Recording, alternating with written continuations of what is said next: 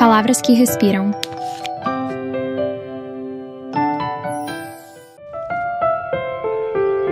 Blindness. Ensaio sobre a cegueira. A reconstrução simbólica. A possibilidade de reconstrução.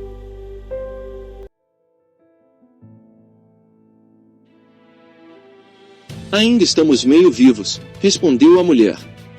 Foi guardar no casinhoto a pá e a enxada, passou uma vista de olhos pelo quintal para certificar-se de que tudo ficava em ordem. Que ordem? Perguntou a si mesma, e a si mesma deu a resposta. A ordem que quer os mortos no seu lugar de mortos e os vivos no seu lugar de vivos, enquanto as galinhas e os coelhos alimentam uns e se alimentam de outros. Gostaria de deixar um sinal qualquer aos meus pais, disse a rapariga dos óculos, só para saberem que estou viva. Não quero tirar-te as ilusões, disse o médico, mas primeiro teriam eles de encontrar a casa, e isso é pouco provável. Pensa que nunca conseguiríamos aqui chegar se não tivéssemos quem nos guiasse. Tem razão, e eu nem sequer sei se eles ainda estão vivos, mas, se não lhes deixo um sinal, qualquer coisa, sentir-me-ei como se os tivesse abandonado. Que há de ser, então? Perguntou a mulher do médico. Algo que eles possam reconhecer pelo tacto, disse a rapariga dos óculos escuros. O mal é que já não levo nada dos outros tempos no corpo. A mulher do médico olhava-a. Ela estava sentada no primeiro degrau da escada de salvação, com as mãos abandonadas sobre os joelhos, angustiado o formoso rosto, os cabelos espalhados pelos ombros. Já sei que sinal lhes vais deixar, disse. Subiu rapidamente a escada, tornou a entrar na casa e voltou com uma tesoura e um pedaço de cordel. Que ideia é a tua? Perguntou a rapariga dos óculos escuros, inquieta, ao sentir o rangido da tesoura a cortar-lhe o cabelo. Se os teus pais voltarem, encontrarão dependurada no puxador da porta uma madeixa. De quem poderia ela ser senão da filha? Perguntou a mulher do médico. Dás-me vontade de chorar, disse a rapariga dos óculos escuros, e tão depressa disse como o fez, com a cabeça descaída sobre os braços cruzados nos joelhos desafogou as suas mágoas, a saudade, a comoção pela lembrança que tivera a mulher do médico. Depois percebeu, sem saber por que caminhos do sentimento lá tinha chegado, que também estava a chorar pela velha do primeiro andar, a comedora de carne crua, a bruxa horrível, a que com a sua mão morta lhe havia restituído as chaves da sua casa. E então a mulher do médico disse: que tempos estes, já vemos invertida a ordem das coisas, um símbolo que quase sempre foi de morte a tornar-se em sinal de vida. Há mãos capazes desses e de outros maiores prodígios, disse o médico. Necessidade pode muito, meu querido, disse a mulher, e agora chega de filosofias e taumaturgias, demo-nos as mãos e vamos à vida. Foi a própria rapariga dos óculos escuros quem pendurou no puxador a madeixa de cabelo. Creis que os meus pais darão por ela? Perguntou. O puxador da porta é a mão estendida de uma casa, respondeu a mulher do médico, e com esta frase de efeito, assim se diria, deram a visita por terminada. Nessa noite houve novamente leitura e audição, não tinham outra maneira de se distraírem, lástima que o médico não fosse, por exemplo, violinista amador. Que doces serenatas poderiam então ouvir-se neste quinto andar, os vizinhos invejosos diriam. Aqueles, ou lhes corre bem a vida, ou são uns inconscientes e julgam poder fugir à desgraça rindo-se da desgraça dos mais. Agora não há outra música senão a das palavras, e essas, sobretudo as que estão nos livros, são discretas, ainda que a curiosidade trouxesse a escutar à porta alguém do prédio, não ouviria mais do que um murmúrio solitário, este longo fio de som que poderá infinitamente prolongar-se, porque os livros do mundo, todos juntos, são como dizem que é o universo, infinitos. Quando a leitura terminou, noite dentro, o velho da venda preta disse: a isto estamos reduzidos, a ouvir ler. Eu não me queixo, poderia ficar assim para sempre, disse a rapariga dos óculos escuros. Os vizinhos invejosos diriam. Nem eu me estou a queixar, só digo que apenas servimos para isto, para ouvir ler a história de uma humanidade que antes de nós existiu. Aproveitamos o acaso de haver aqui ainda uns olhos lúcidos, os últimos que restam, se um dia eles se apagarem, não quero nem pensar. Então o fio que nos une a essa humanidade partir-se-á, será como se estivéssemos a afastar-nos uns dos outros no espaço, para sempre, e tão cegos eles como nós. Enquanto puder, disse a rapariga dos óculos escuros, manterei a esperança de vir a encontrar os meus pais, a esperança de que a mãe deste rapaz apareça. Esqueceste-te de falar da esperança de todos. Qual? Há de recuperar a vista. Há esperanças que é loucura ter. Pois eu digo-te que se não fossem essas já eu teria desistido da vida. Dá-me um exemplo. Voltar a ver. Esse já conhecemos, dá-me outro. Não dou. Por quê? Não te interessa. E como sabes que não me interessa, que julgas tu conhecer de mim para decidires, por tua conta, o que me interessa e o que não me interessa? Não te zangues, não tive intenção de magoar-te. Os homens são todos iguais, pensam que basta ter nascido de uma barriga de mulher para saber tudo de mulheres. Eu de mulheres sei pouco, de ti nada, e quanto a homem, para mim, ao tempo que isso vai, agora sou um velho, e zarolho, além de cego. Não tens mais nada para dizeres contra ti. Muito mais, nem tu imaginas quanto a lista negra das autorrecriminações vai crescendo à medida que os anos passam. Nova sou eu, e já estou bem servida. Ainda não fizeste nada de verdadeiramente mal. Como pode sabê-lo, se nunca viveste comigo? Sim, nunca vivi contigo. Por que repetiste nesse tom as minhas palavras? Que tom? Esse. Só disse que nunca vivi contigo. O tom, não finjas que não compreendes. Não insistas, peço-te. Insisto, preciso saber. Voltamos às esperanças. Pois voltemos. O outro exemplo de esperança que me recusei a dar era esse. Esse, qual? A última autorrecriminação da minha lista. Explica-te, por favor, não entendo de charadas. O monstruoso desejo de que não venhamos a recuperar a vista. Por quê? Para continuarmos a viver assim. Queres dizer, todos juntos, ou tu comigo? Não me obrigues a responder. Se fosse só um homem poderias fugir à resposta, como todos fazem, mas tu mesmo disseste que és um velho. E um velho, se ter vivido tanto tem algum sentido, não deveria virar a cara à verdade. Responde. Eu contigo. E por que queres tu viver comigo? Esperas que o diga diante de todos eles. Fizemos uns diante dos outros as coisas mais sujas, mais feias, mais repugnantes. Com certeza não é pior o que tens para dizer-me. Já que o queres, então seja, porque o homem que eu ainda sou gosta da mulher que tu és. Custou assim tanto a fazer a declaração de amor. Na minha idade, o ridículo mete medo. Não foste ridículo. Esqueçamos isto, peço-te. Não tenciono esquecer nem deixar que esqueças. É um disparate, obrigaste-me a falar, e agora? E agora é a minha vez. Não digas nada de que te possas arrepender, lembra-te da lista negra. Se eu estiver a ser sincera hoje, que importa que tenha de arrepender-me amanhã? Cala-te. Tu queres viver comigo e eu quero viver contigo. Estás doida? Passaremos a viver juntos aqui, como um casal, e juntos continuaremos a viver se tivermos de nos separar dos nossos amigos. 2 cegos devem poder ver mais do que um. É uma loucura, tu não gostas de mim. Que é isso de gostar? Eu nunca gostei de ninguém, só me deitei com homens. Estás a dar-me razão. Não estou. Falaste de sinceridade, responde-me então se é mesmo verdade gostares de mim. Gosto o suficiente para querer estar contigo, e isto é a primeira vez que o digo a alguém.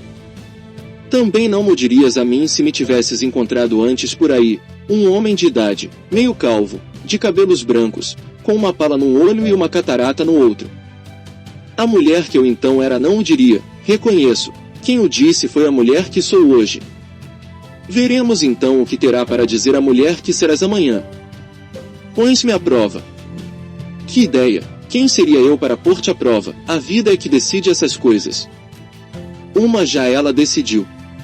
Tiveram esta conversa frente a frente, os olhos cegos de um fitos nos olhos cegos do outro, os rostos encendidos e veementes, e quando, por tê-lo dito um deles e por o quererem os dois, concordaram que a vida tinha decidido que passassem a viver juntos, a rapariga dos óculos escuros estendeu as mãos, simplesmente para as dar, não para saber por onde ia, tocou as mãos do velho da venda preta, que a atraiu suavemente para si, e assim ficaram sentados os dois, juntos. Não era a primeira vez, claro está, mas agora tinham sido ditas as palavras de recebimento. Nenhum dos outros fez comentários, nenhum deu parabéns, nenhum exprimiu votos de felicidade eterna. Em verdade, o tempo não está para festejos e ilusões, e quando as decisões são tão graves como esta parece ter sido, não surpreenderia até que alguém tivesse pensado que é preciso ser-se cego para comportar-se desta maneira. O silêncio ainda é o melhor aplauso. O que a mulher do médico fez foi estender no corredor uns quantos coxins dos sofás, suficientes para improvisar comodamente uma cama. Depois levou para lá o rapazinho estrábico e disse-lhe: "A partir de hoje passas a dormir aqui." Quanto ao que aconteceu na sala, tudo indica que nesta primeira noite terá ficado finalmente esclarecido o caso da mão misteriosa que lavou as costas do velho da venda preta naquela manhã em que correram tantas águas, todas elas lustrais. No dia seguinte, ainda deitados, a mulher do médico disse ao marido: "Temos pouca comida em casa, vai ser preciso dar uma volta. Lembrei-me de ir hoje ao armazém subterrâneo do supermercado, aquele onde estive no primeiro dia. Se até agora ninguém deu com ele, poderemos abastecer-nos para 1 ou 2 semanas."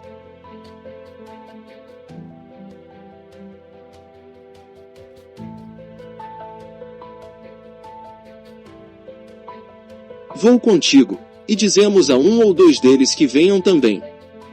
Prefiro que sejamos só nós, é mais fácil, e não haverá perigo de nos perdermos. Até quando conseguirás aguentar a carga de 6 pessoas que não se pode valer?" "Aguentarei enquanto puder, mas é verdade que as forças já me estão a faltar. Às vezes dou por mim a querer ser cega para tornar-me igual aos outros, para não ter mais obrigações do que eles.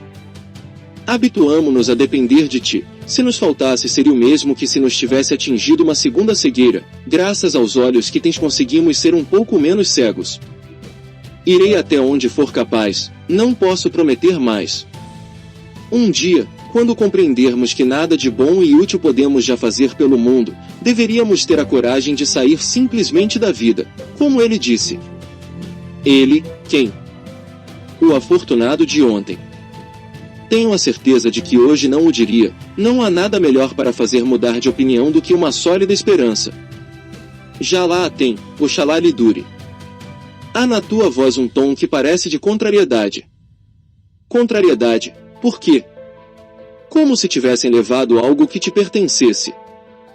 Referes-te ao que aconteceu com a rapariga quando estivemos naquele lugar horrível. Sim. Lembra-te de que foi ela quem veio ter comigo. A memória engana-te, tu é que foste ter com ela. Tens a certeza? Não estava cega. Pois eu estaria disposto a jurar que... Jurarias falso. É estranho como a memória pode enganar-nos assim.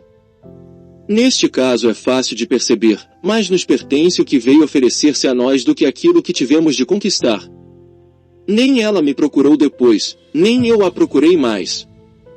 Querendo, encontram-se na memória. Para isso serve. Tem ciúmes? Não, não tenho ciúmes, nem mesmo estive naquele dia. O que senti foi pena dela e de ti, e também de mim porque não vos podia valer. Como estamos de água?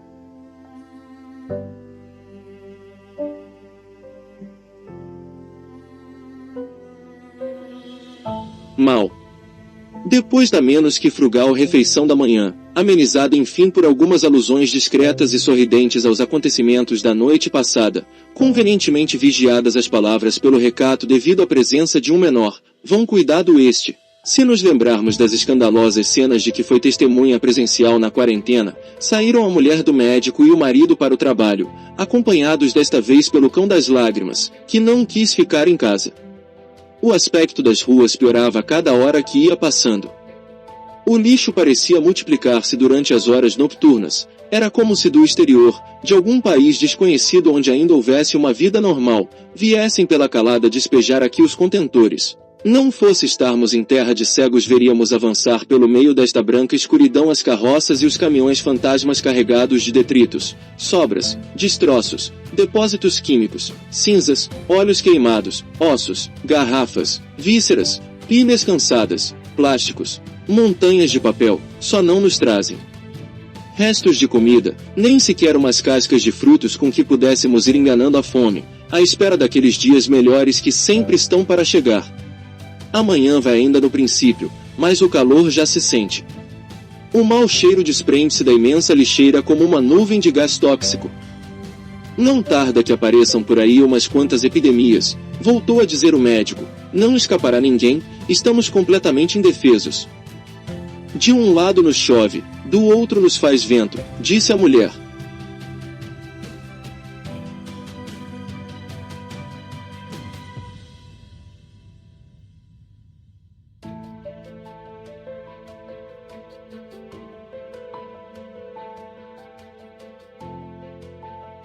Nem sequer isso, a chuva ainda serviria para nos matar a sede, e o vento aliviar-nos-ia de uma parte deste fedor.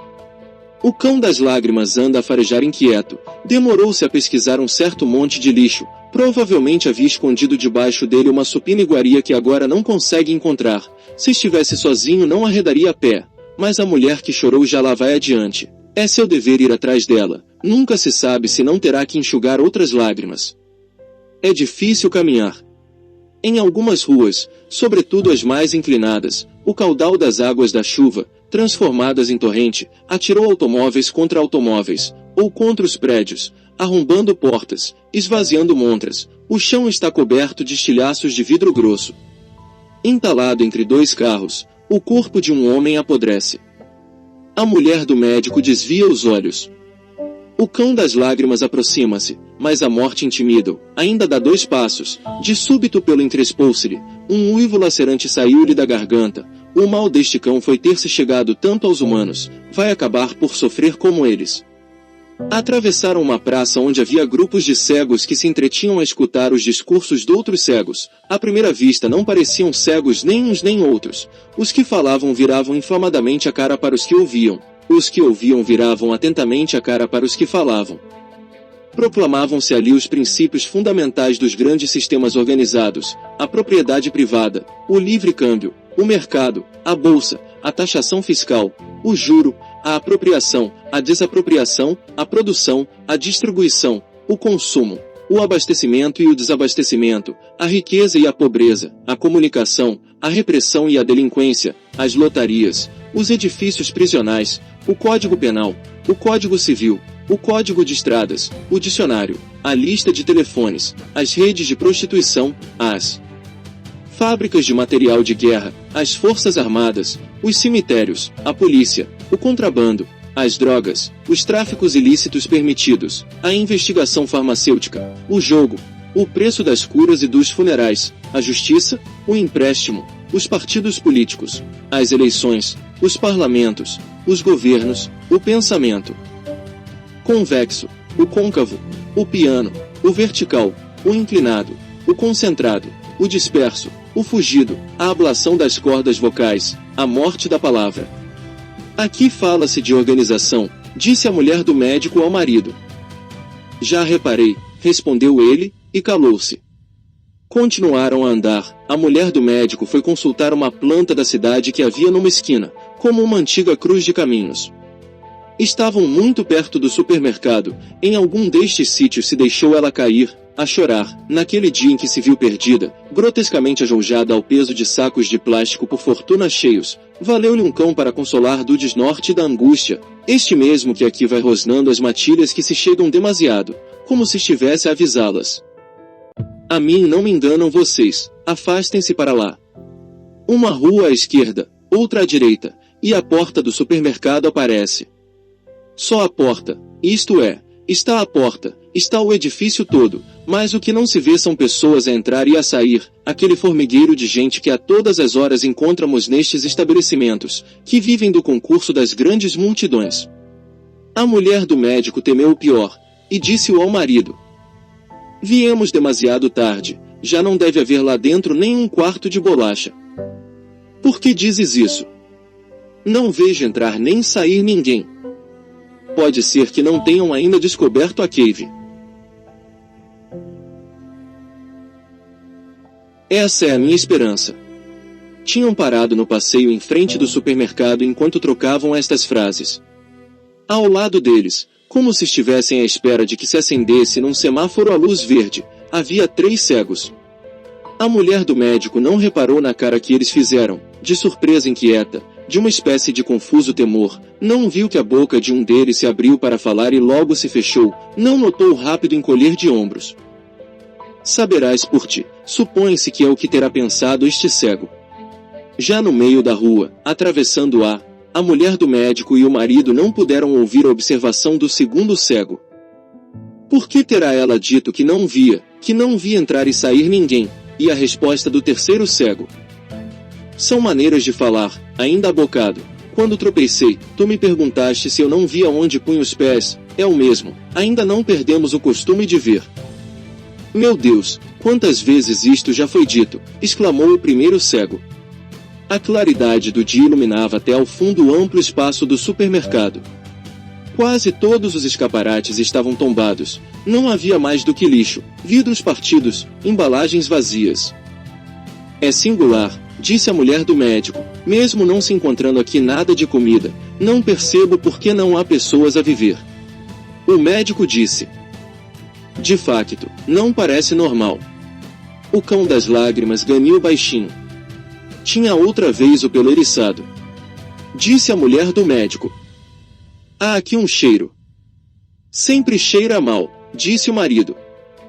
Não é isso, é o outro cheiro, o da putrefacção. Algum cadáver que estará por aí. Não vejo nenhum. Então será impressão tua. O cão tornou a gemer. Que tem o cão? Perguntou o médico. Está nervoso. Que fazemos? Vamos ver, se houver algum cadáver passamos de largo, a estas alturas os mortos já não nos metem medo. Para mim é mais fácil, não os vejo. Atravessaram o supermercado até a porta que dava acesso ao corredor por onde se chegaria ao armazém da cave. O cão das lágrimas seguiu-os, mas de vez em quando parava, gania a chamá-los, depois o dever obrigava-o a continuar. Quando a mulher do médico abriu a porta, o cheiro tornou-se mais intenso. Cheira mesmo mal, disse o marido. Deixa-te ficar aqui, que eu já volto. Avançou pelo corredor, cada vez mais escuro, e o cão das lágrimas seguiu-a como se o levassem de rastos. Saturado do fedor da putrefacção, o ar parecia pastoso. A meio caminho, a mulher do médico vomitou. Que se terá passado aqui? Pensava entre 2 arrancos, e murmurou depois, uma e outra vez, estas palavras enquanto se ia aproximando da porta metálica que dava para a cave. Confundida pela náusea, não notara antes que havia ao fundo uma claridade difusa, muito leve. Agora sabia o que era aquilo.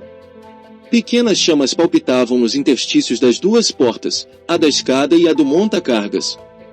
Um novo vômito retorceu-lhe o estômago, tão violento que a atirou ao chão.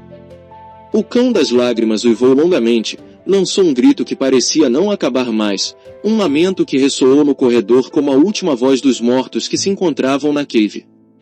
O médico ouviu os vômitos, os arrancos, a tosse, correu conforme pôde, tropeçou e caiu, levantou-se e caiu, enfim apertou a mulher nos braços. Que aconteceu? Perguntou, trêmulo, ela só dizia. Leva-me daqui, por favor. Pela primeira vez desde que a cegueira chegara era ele quem guiava a mulher, guiava-a sem saber para onde, para qualquer parte longe destas portas, das chamas que não podia ver. Quando saíram do corredor, os nervos dela foram-se abaixo de golpe. O choro tomou-se convulsão. Não há nenhuma maneira de enxugar lágrimas como estas. Só o tempo e o cansaço as poderão reduzir. Por isso o cão não se acercou, apenas buscava uma mão para lamber. Que aconteceu? Tornou o médico a perguntar, que foi que viste? Estão mortos, conseguiu ela dizer entre soluços. Quem é que está morto? Eles, e não pôde continuar. Acalma-te, falarás quando puderes. Passados alguns minutos, ela disse. Estão mortos. Viste alguma coisa? Abriste a porta? Perguntou o marido. Não, Só vi que havia fogos fatos agarrados às frentes. Estavam ali agarrados e dançavam, não se soltavam. Hidrogênio fosforado resultante da decomposição. Imagino que sim. Que terá sucedido? Devem ter dado com a cave. Precipitaram-se pela escada abaixo à procura de comida. Lembro-me de como era fácil escorregar e cair naqueles degraus. E se caíram todos. Provavelmente nem conseguiram chegar aonde queriam. Ou conseguiram e com a escada obstruída não puderam voltar. Mas tu disseste que a porta estava fechada. Fecharam-na com certeza os outros cegos. Transformaram a cave num enorme sepulcro. E eu sou a culpada do que aconteceu. Quando saí daqui a correr com os sacos, suspeitaram de que se tratasse de comida e foram à procura. De uma certa maneira, tudo quanto comemos é roubado à boca de outros. E se lhes roubamos demais, acabamos por causar-lhes a morte. No fundo, somos todos mais ou menos assassinos. Fraca consolação. O que não quero é que comeces a carregar-te a ti mesma de culpas imaginárias quando jamais vais conseguindo suportar a responsabilidade de sustentar 6 bocas concretas e inúteis. Sem a tua boca inútil, como viveria eu? Continuarias a viver para sustentares as outras 5 que lá estão.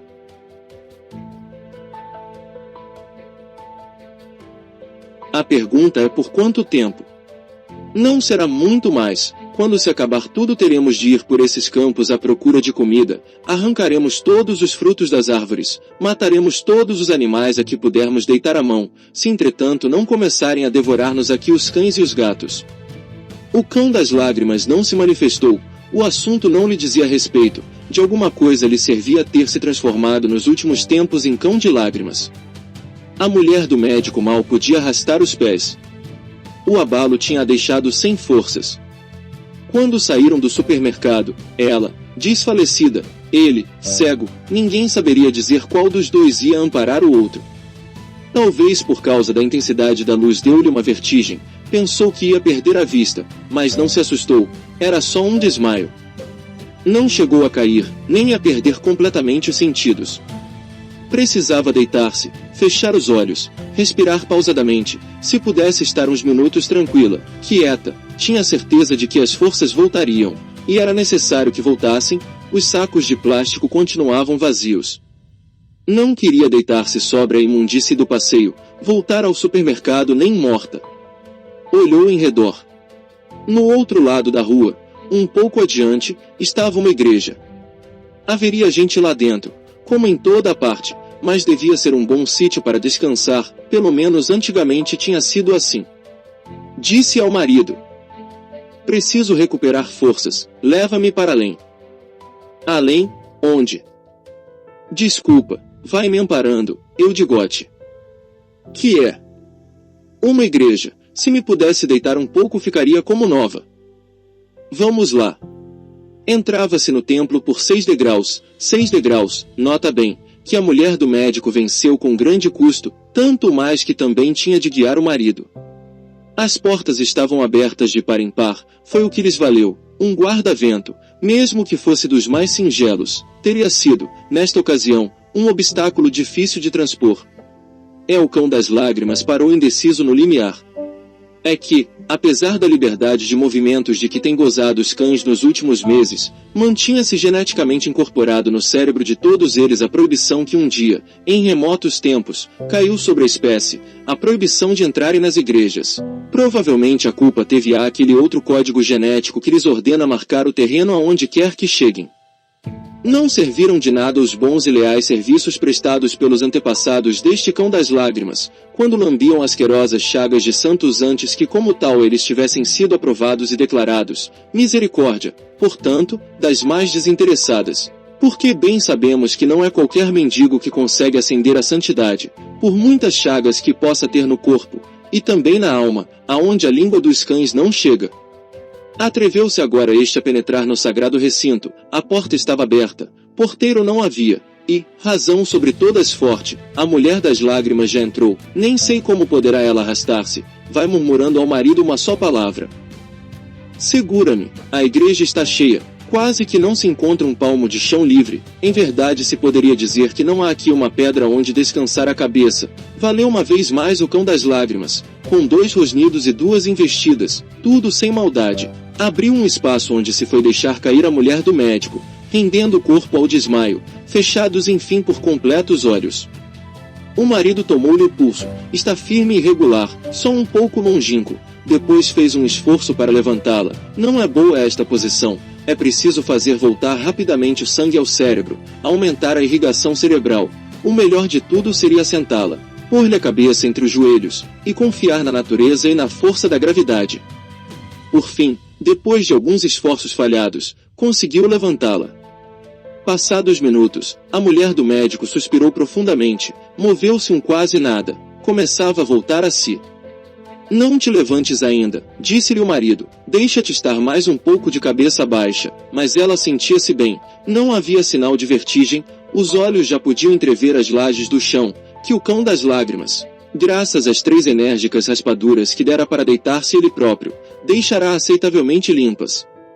Levantou a cabeça para as colunas esguias, para as altas abóbadas, a comprovar a segurança e a estabilidade da circulação sanguínea, depois disse: já me sinto bem, mas naquele mesmo instante pensou que tinha enlouquecido, ou que desaparecida a vertigem ficará a sofrer de alucinações. Não podia ser verdade o que os olhos lhe mostravam, aquele homem pregado na cruz com uma venda branca a tapar-lhe os olhos. E ao lado uma mulher com o coração trespassado por 7 espadas e os olhos também tapados por uma venda branca. E não eram só este homem e esta mulher que assim estavam. Todas as imagens da igreja tinham os olhos vendados, as esculturas com um pano branco atado ao redor da cabeça, as pinturas com uma grossa pincelada de tinta branca, e estava além uma mulher a ensinar a filha a ler, e as duas tinham os olhos tapados, e um homem com um livro aberto onde se sentava um menino pequeno, e os 2 tinham os olhos tapados, e um velho de barbas compridas, com 3 chaves na mão, e tinha os olhos tapados,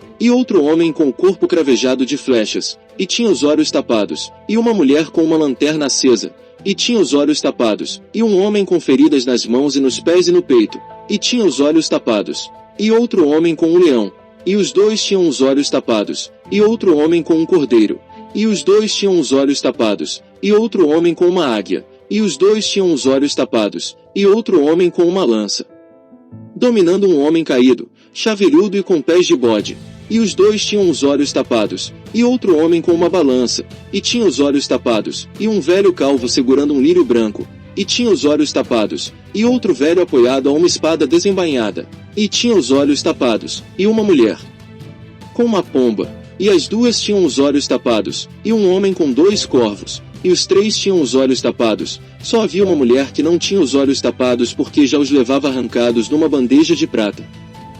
A mulher do médico disse para o marido: não me acreditarás se eu te disser o que tenho diante de mim. Todas as imagens da igreja estão com os olhos vendados.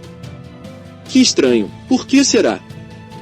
Como hei de eu saber? Pode ter sido obra de algum desesperado da fé quando compreendeu que teria de cegar como os outros. Pode ter sido o próprio sacerdote daqui. Talvez tenha pensado justamente que uma vez que os cegos não poderiam ver as imagens, também as imagens deveriam deixar de ver os cegos.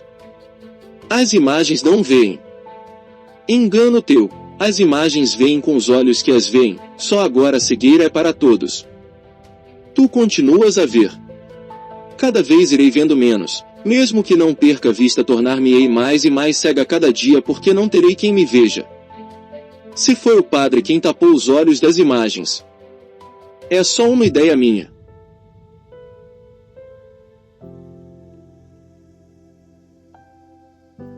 É a única hipótese que tem um verdadeiro sentido, é a única que pode dar alguma grandeza a esta nossa miséria. Imagino esse homem entrar aqui vindo do mundo dos cegos, aonde depois teria de regressar para cegar também.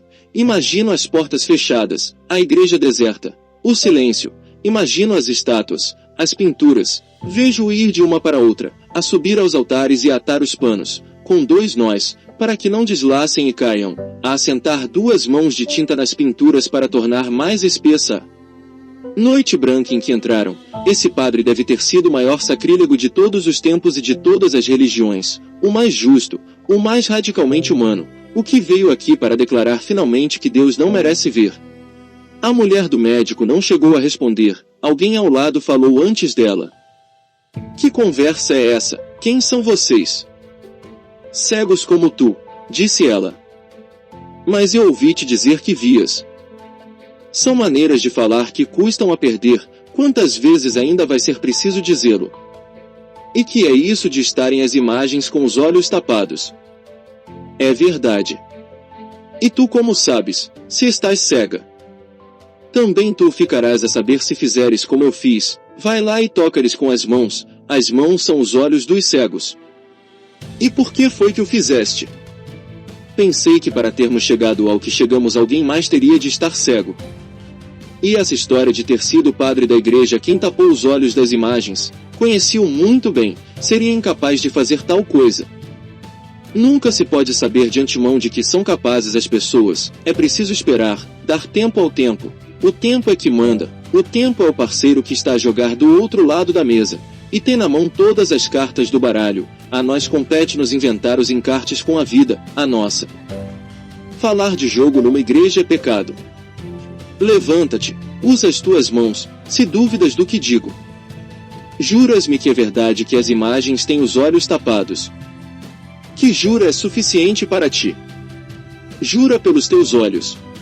Os olhos tapados. Juro 2 vezes pelos olhos, pelos meus e pelos teus. É verdade.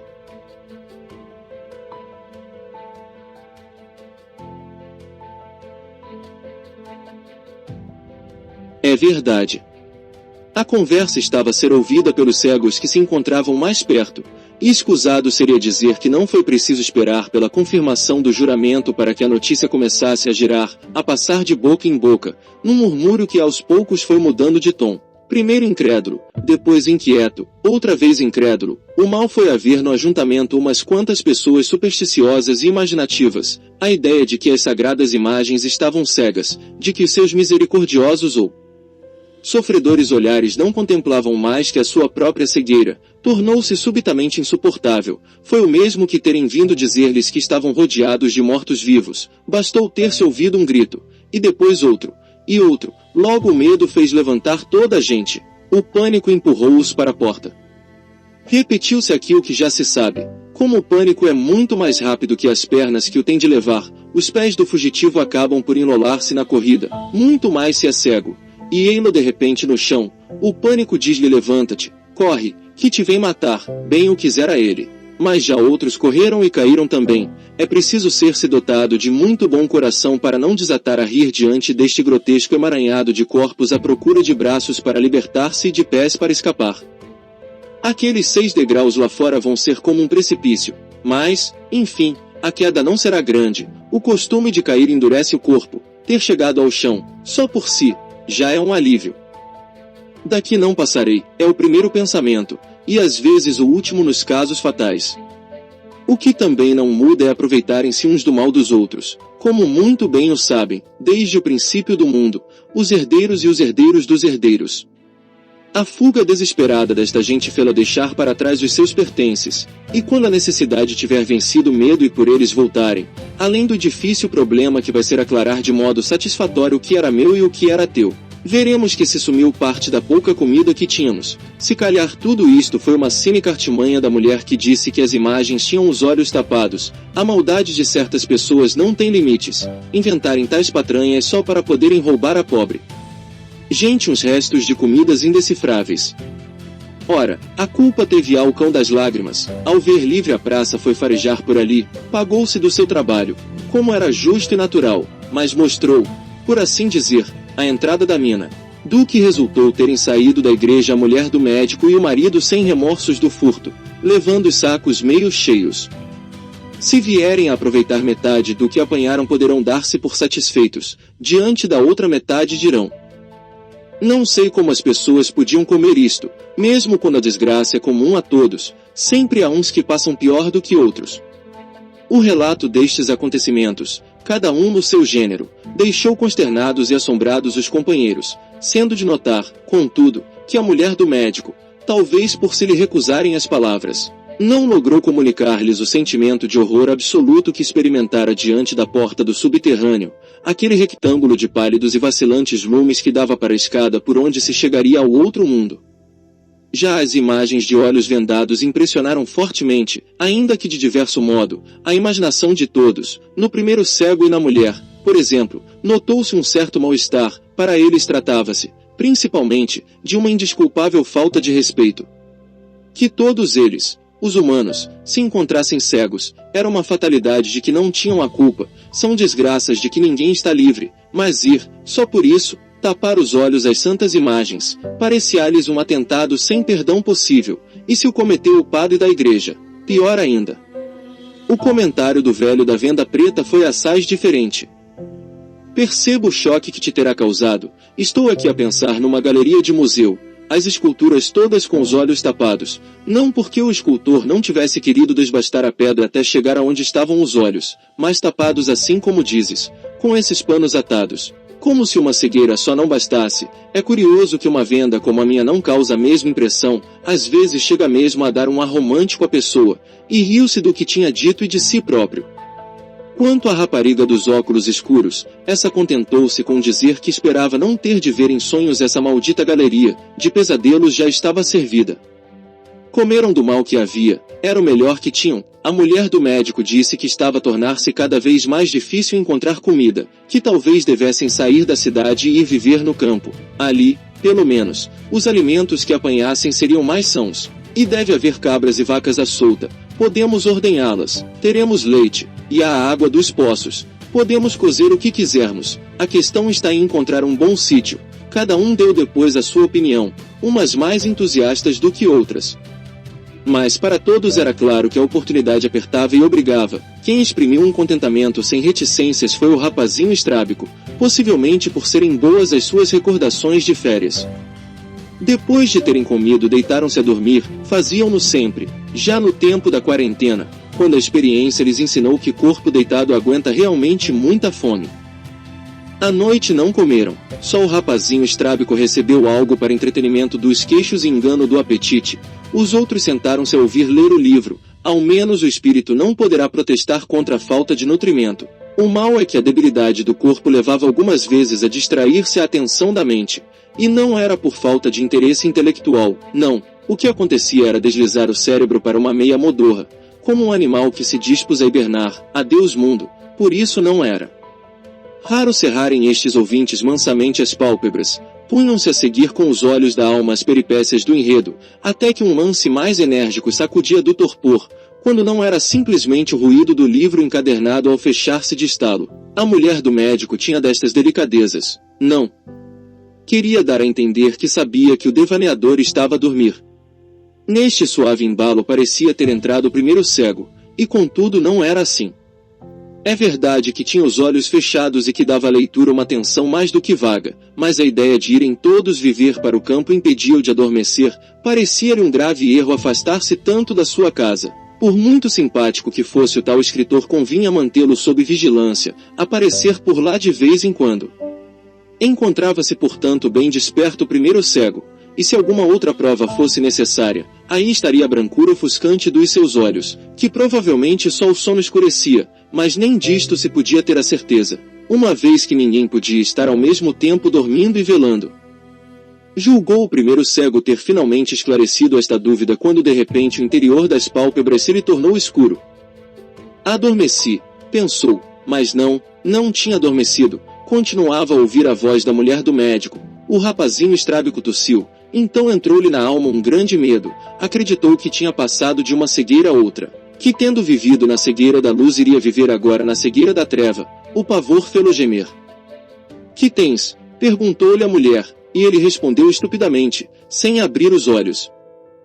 Estou cego. Como se essa fosse a última novidade do mundo, ela abraçou-o com carinho. Deixa lá, cegos estamos nós todos, que lhe havemos de fazer? Vi tudo escuro. Julguei que tinha adormecido, e afinal não, estou acordado.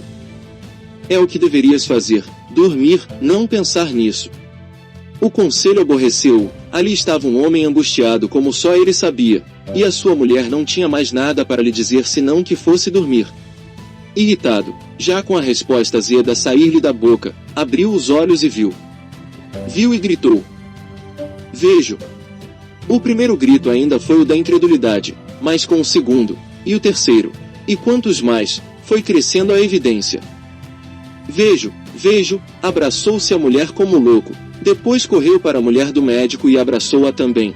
Era a primeira vez que a via, mas sabia quem ela era, e o médico, e a rapariga dos óculos escuros, e o velho da venda preta. Com este não poderia haver confusão. E o rapazinho estrábico, a mulher ia atrás dele, não o queria largar, e ele interrompia os abraços para abraçá-la a ela. Agora voltará ao médico. "Vejo, vejo, senhor doutor." Não o tratou por tu como se tinha tornado quase regra nesta comunidade. "Explique, quem puder, a razão da súbita diferença." E o médico perguntava: "Vê mesmo bem, como via antes, não há vestígio de branco."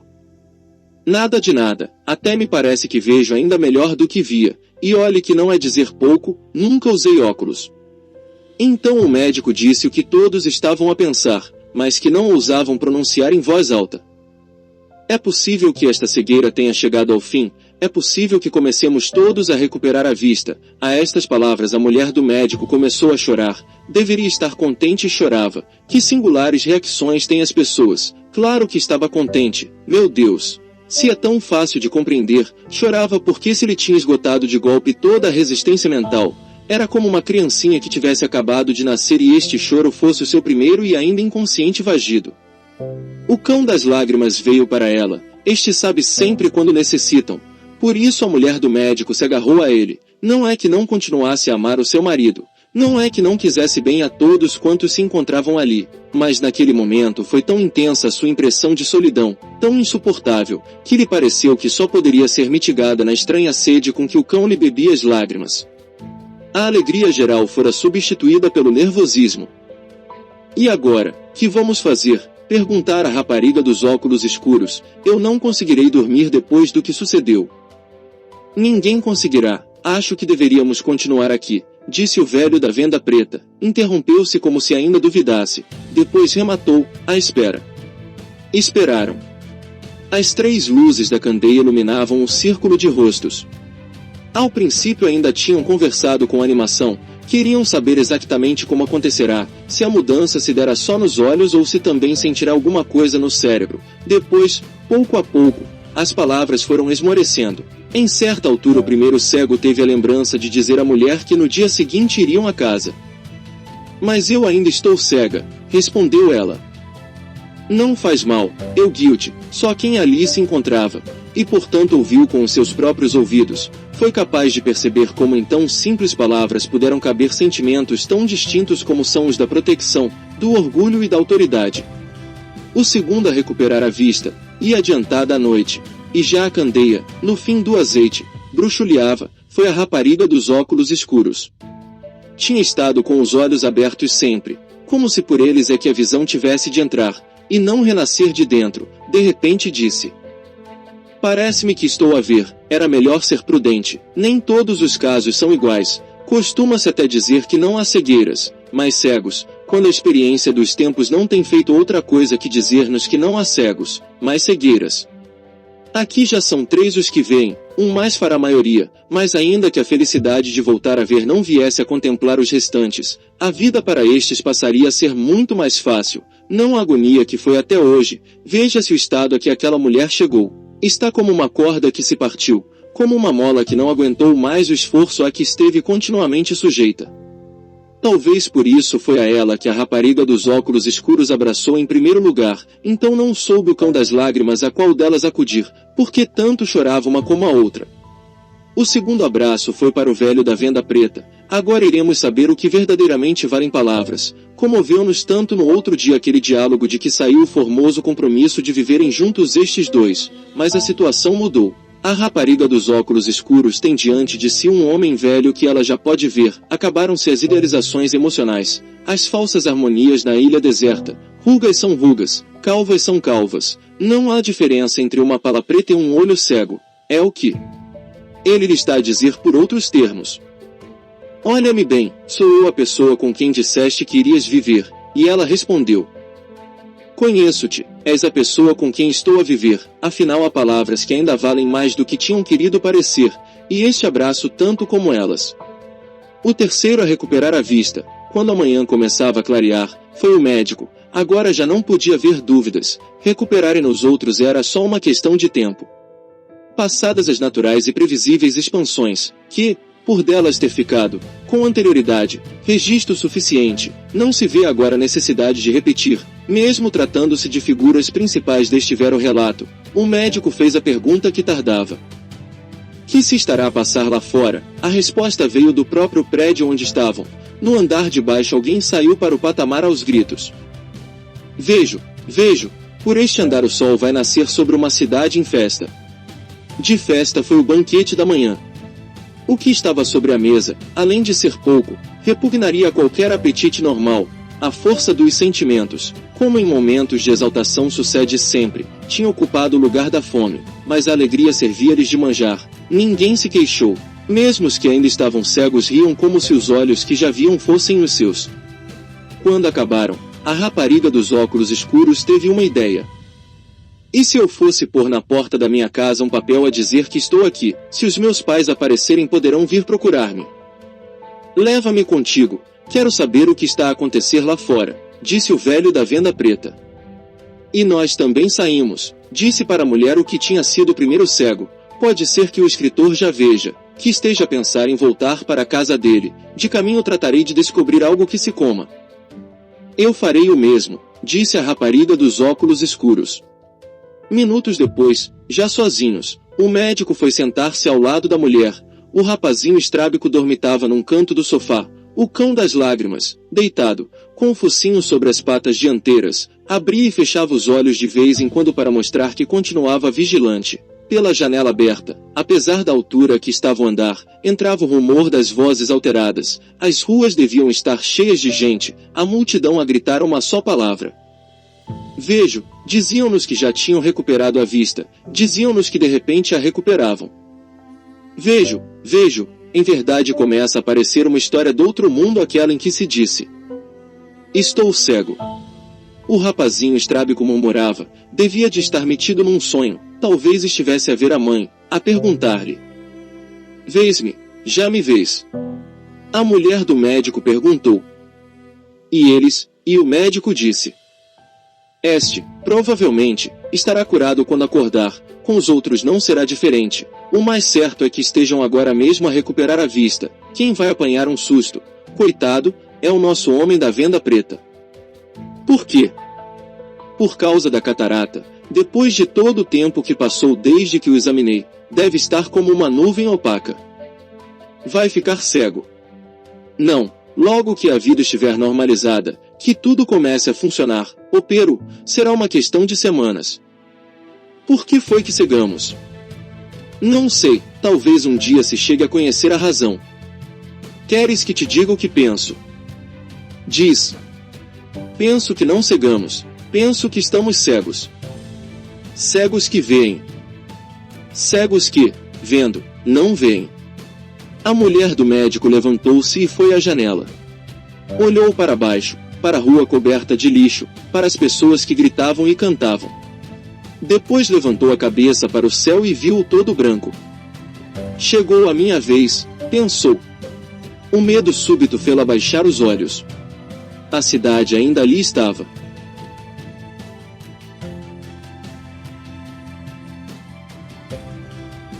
Fim.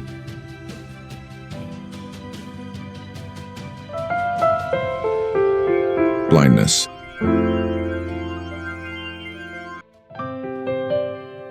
Palavras que respiram.